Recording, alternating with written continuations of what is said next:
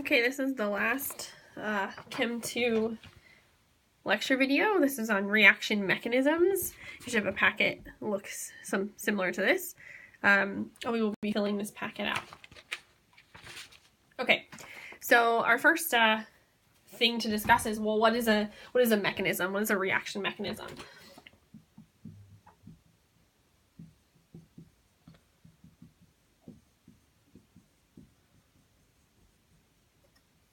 The mechanism is just the process by which a reaction occurs. So you can kind of think of it like a series of steps, except that sometimes these reactions are only one step, meaning something collides with something else and you have products, or it can be a multi-step, meaning there's 2 steps or even 3 steps before we get to the products. So we can have single-step reactions or multi-step reactions. Okay, so now we're on our heading that says elementary reactions. So that's kind of like a vocab word.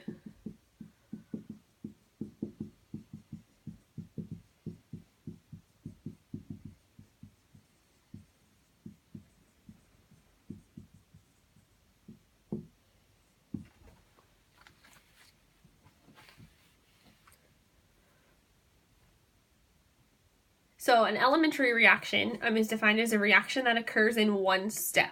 So it's not a series of steps, it's just one step. So for example, this is an elementary reaction.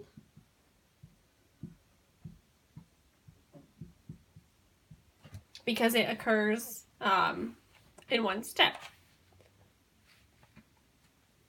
This reaction occurs when this NO collides with an O3 and produces the 2 products. Now, just from looking at a reaction, it's impossible to tell if it's a one-step reaction or if it's a multi-step reaction. So you might have that question, like how am I supposed to know? You really don't. A problem would have to tell you, or you would have more information. But so just by looking at something like this, there's no way to tell that it's an elementary or one-step reaction. Okay, so when we have elementary reactions, we can talk about something called molecularity. It's kind of a strange word.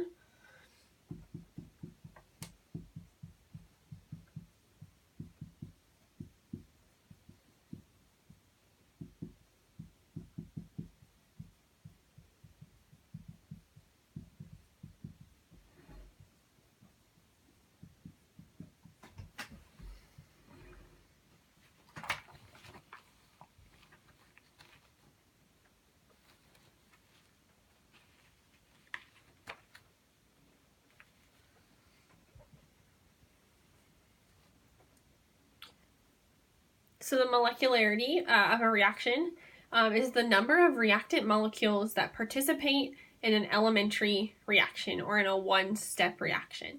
So number of reactant molecules. So we have a few choices as to what the molecularity can be, and that's the last thing we're going to talk about in this section. So I'm afraid I'm out of room, so I will move this for you.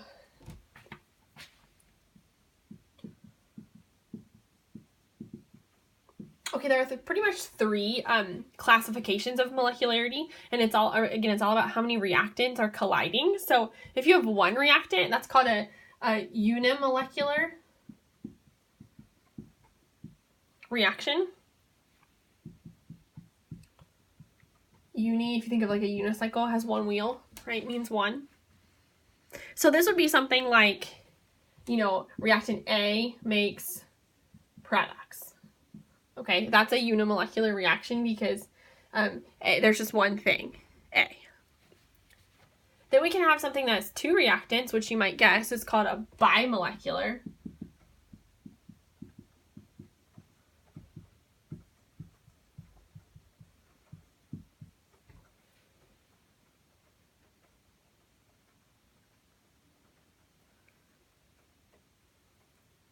And technically we could have 2 different kinds of bimolecular reactions.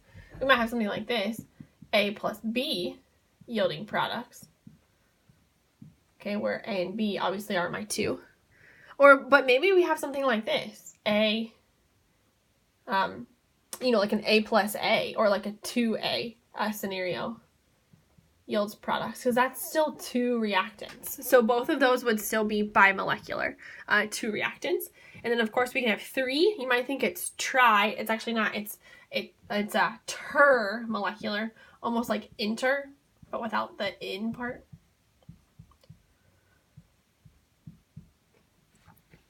So of course a ter-molecular reaction could be lots of things. It might be A plus B plus C yields products.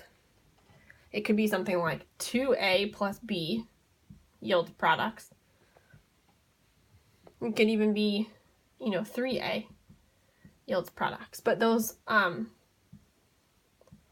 all 3 of those would be a ter-molecular reaction, because there are 3 reactants. So that's molecularity. It's just how many reactant molecules you have in an elementary reaction. Anything more than 3 reactants would be a pretty rare thing, and so we don't really have a classification for that, because more than 3 reactant molecules is really something that's not going to happen in a one-step reaction. It would be a multi-step reaction, which brings us to our next heading of multi-step mechanisms.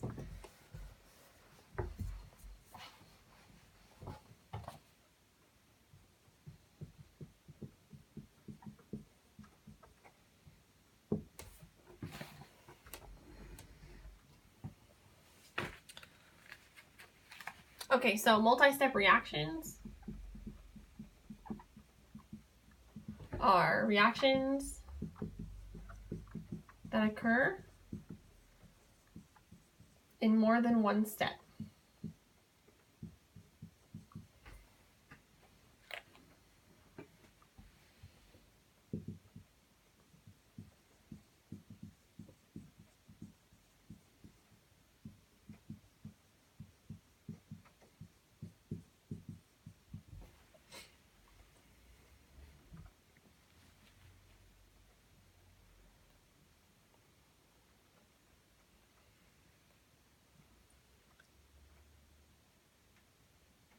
Multi-step reactions are reactions that occur in more than one step, and they are a series of elementary reactions combined together. So let's say you had this reaction,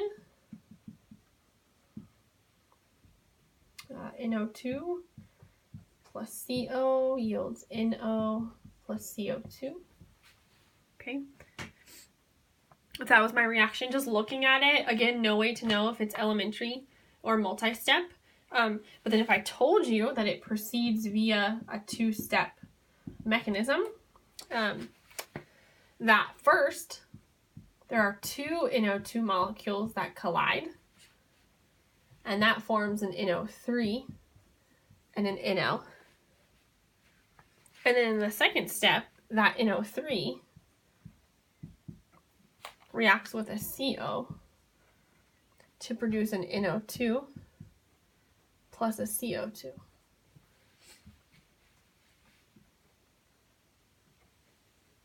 Now you might be thinking, well, how does this step and this step react together to give this step?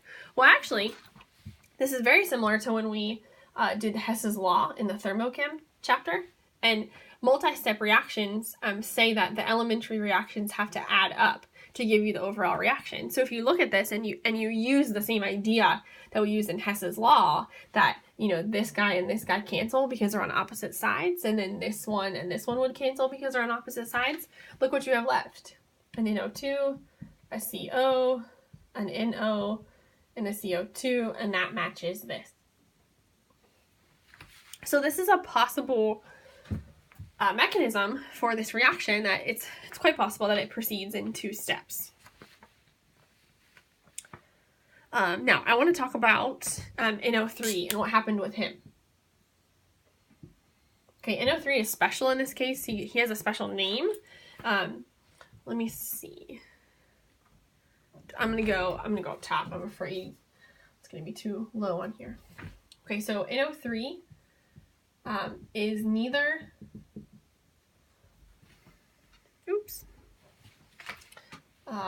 a reactant or a product in the overall reaction. right? Obviously NO3 is not anywhere here, nor is it anywhere here. And it was produced and then consumed in this series of reactions. What we mean by that is that NO3 was made in this first step, and then NO3 was used in this second step, and that gives NO3 a very special name, and that name is that NO3 is known as an intermediate. Okay, so an intermediate is anything that is not in the overall reaction, and it's made, and then it is consumed later on. So NO3 is the intermediate in this case. Multi-step reactions are going to always involve at least one intermediate. There could be two, depending on the situation. If you flip to your next page, there's a practice problem. So take a minute and answer that. I will clean this off and then give you the answer.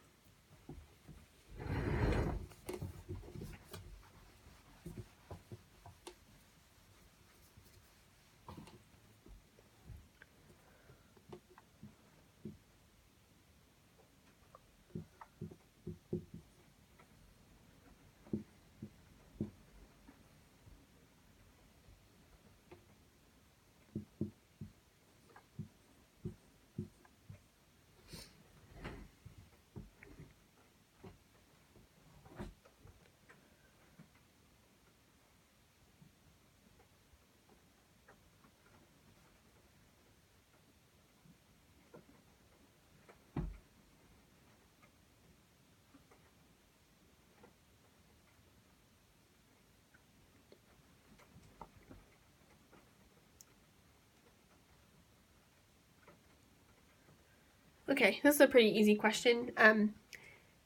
Letter A says, describe the molecularity of each elementary reaction in this mechanism. So that means this first reaction, it wants you to tell what kind of molecularity it has. Well, since it's got one reactant, that's a unimolecular. And the second reaction has 1, 2 reactants, and so that is a bimolecular reaction. B wants you to write the equation for the overall. So again, use Hess's law, a Hess's law-like idea to add these up, see if anything cancels. This O cancels with this O. And over here you have 2 O3s. And notice you have 1 O2, 2 O2, so you have 3 O2s. Everything balances out, and this is your overall reaction. 2 O3 yielding 3 O2. And your paper says D. I guess that should be a C. Identify the intermediates. And so in this case, there's only one, and the intermediate is the thing that is consumed. Produced and then consumed, and that would be the single O is your intermediate in this case. Okay. All right, onward. Rate laws for elementary reactions.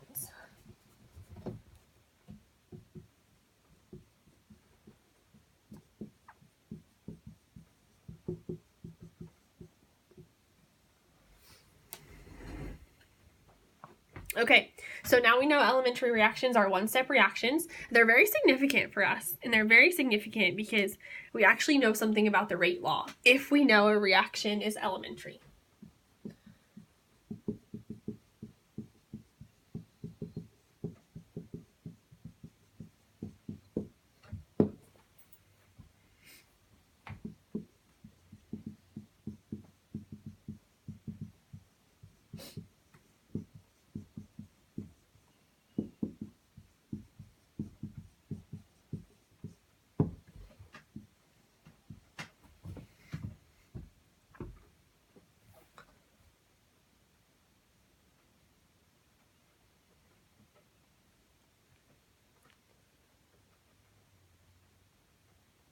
Elementary reactions are so significant because if we know a reaction is elementary, then actually we know their rate law, and it's because the rate law is based purely on the stoichiometry.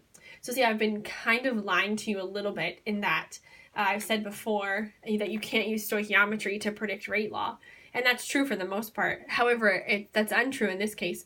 if you know a reaction is elementary, then you can use its stoichiometry to write the rate law, and it works like this. So let's say you encounter an equation that looks something like this.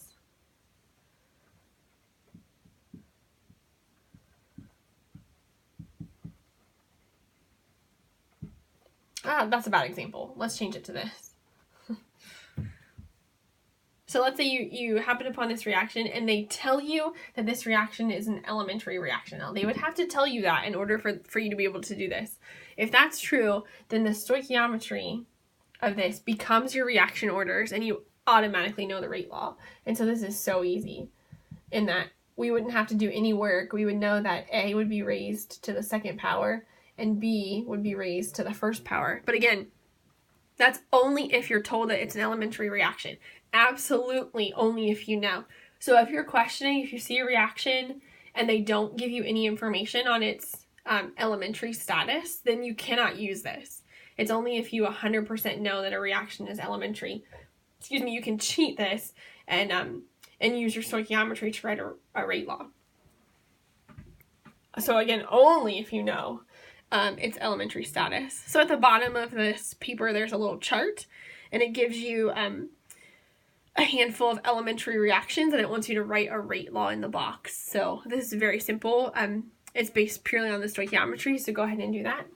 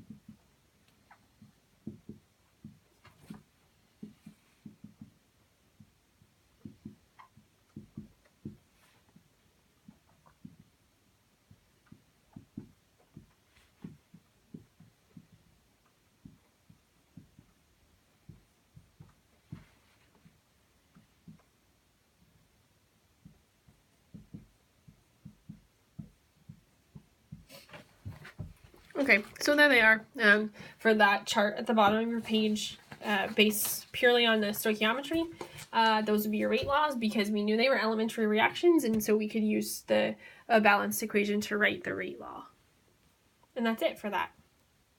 All right, the last topic, which is on your last page, is something called the rate determining step.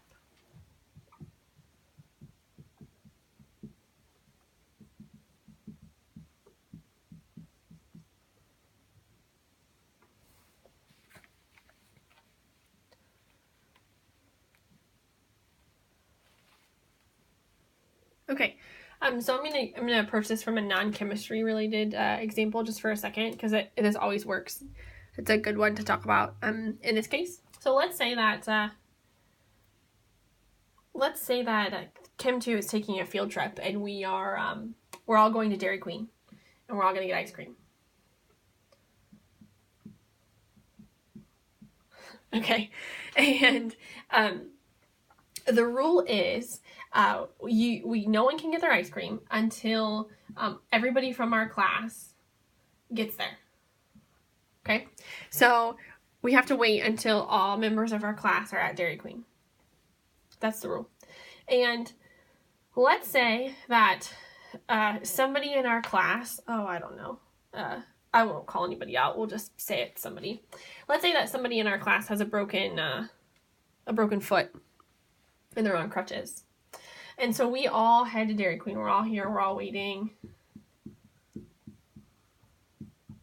to get our ice cream. But remember, no one can get it until all of us get there. And that last person, that poor person with their broken foot and their crutches, is so slow to get to Dairy Queen. Okay? The question here is, who is holding us up? Or who is determining how quickly we can get our ice cream? The answer is it's that slow person, right? It's the slow person with the broken foot. It's this person here who's holding us up. So we can talk about a couple of things. One, we can talk about what would happen to how fast we can get our ice cream if the rest of us, this group, all ran to Dairy Queen. But we still have this person who's on their crutches. And the rule still exists that no one can get their ice cream until everyone's there. Well, it doesn't matter if we have all run to Dairy Queen. If we have to wait for this slow person in our class, we could run at top speed and we wouldn't get our ice cream any faster because we are waiting on this person. So how could we get our ice cream faster? I think most of you probably know. We would have to somehow increase this guy's speed, whether that is, throwing him in a car or whatnot. But if we can get this one to Dairy Queen faster, then we all get our ice cream faster. So this example is silly, but it's showing us that in the ice cream example, we are limited in how quickly we can get our ice cream based on the slowest person in our party, if you will. The same thing applies in chemistry. And it applies in chemistry when you have multi-step reactions, just like we had people, if you will. We had many people, okay? So when you have a multi-step reaction, most of the time there's a step that is much slower than the others.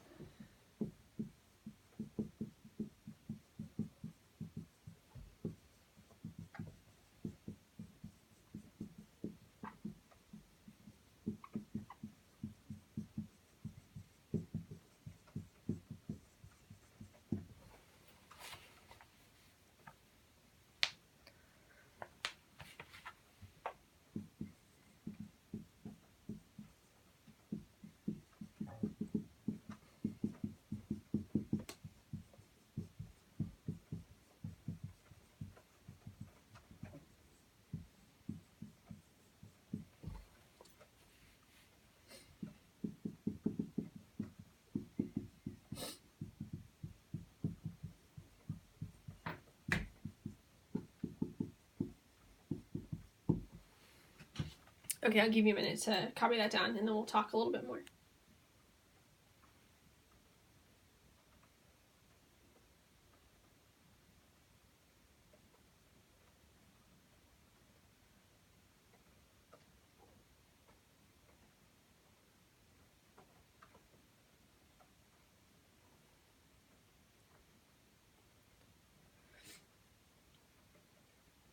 Okay, so in a multi-step reaction, often there's one step that's much slower than the others, just like in my ice cream example. This slow step is called the rate determining step because it determines the overall reaction rate. Remember, we couldn't get our ice cream until everyone was there.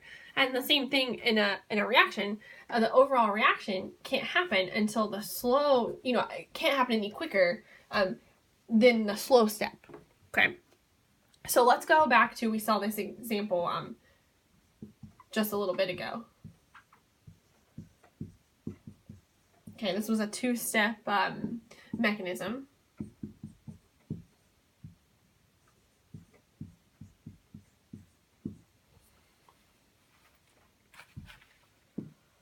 All right, what if I told you that this first step was super slow and this second step was the faster step?